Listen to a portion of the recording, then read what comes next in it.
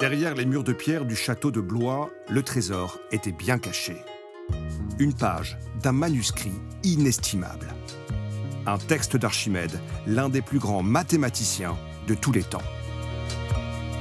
On reconnaît tout de suite la figure géométrique. D'après, on voit qu'il y a deux textes perpendiculaires l'un à l'autre. Alors là, ça devient vraiment facile de lire. Tout, kappa, zeta, lambda. Victor Gisembert, chercheur au CNRS, a découvert ce parchemin. Pour la première fois, il l'examine de près. Grâce à la lampe ultraviolet, le texte en grec ancien d'Archimède se révèle. C'est le traité sur la sphère et le cylindre, donc une étude très poussée sur les volumes des figures en 3D. Cette feuille déchirée est ce qu'on appelle un palimpseste.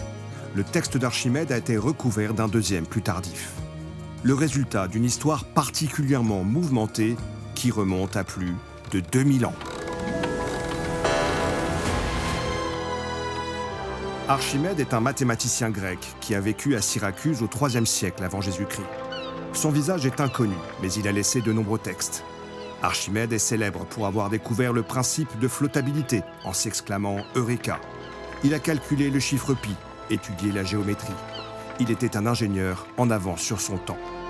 Ces textes ont traversé l'histoire de main en main jusqu'au IXe siècle à Constantinople, où un scribe les recopie sur parchemin.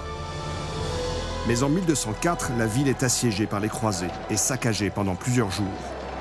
Les traités d'Archimède sont évacués vers un monastère. Et c'est là, en 1229, qu'un moine découpe les pages pour réutiliser le parchemin devenu une denrée rare.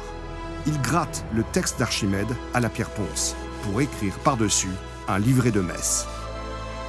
Ce n'est que 700 ans plus tard que ce chercheur danois, Johan Heilberg, redécouvre, sous le livret de messe, les écrits d'Archimède. Nous sommes en 1906, dans la bibliothèque d'une église de Constantinople. Mais le livre disparaît de nouveau, pour réapparaître en 1998, lors de sa mise aux enchères à New York. Le palimpseste d'Archimède est acheté 2 millions de dollars par un collectionneur, mais il manque 3 pages. L'une d'elles est celle retrouvée à Blois.